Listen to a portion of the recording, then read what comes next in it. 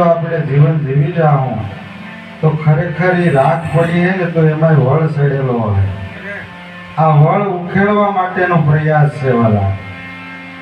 અને આપણે સંસારે જઈએ ત્યાં પણ અમુક કવાડા હારે લઈ જવા પડે. કવાડા મુકામ લઈ જવા પડે કે અમુક ગાંઠું થઈ ગયું હોય, એ ગાંઠને કાપો ત્યારે જ ભળે, નહીતર ન ભળે. એમ આપણે પરિવારની અંદર, સમાજની અંદર તો હતા ત્યાં સુધી ગાંઠું ગમે એટલી બાંધી હોય એ બાંધી હોય, પણ આવી પાઠશાળામાં આપણે આવીએ એટલે એ ગાંઠું પછી છૂટી જ આવી જોઈએ.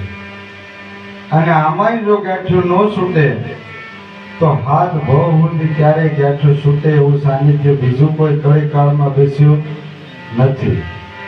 આ એક જ સાનિધ્ય એવું છે કે આમાં બાપ દીકરી, બાપ દીકરો, ભાઈ બહેન કોઈ પણ પરિવારની સાથે બેઠી શકે એવું એક સાનિધ્ય હોય તો સદગુરુનું સાનિધ્ય.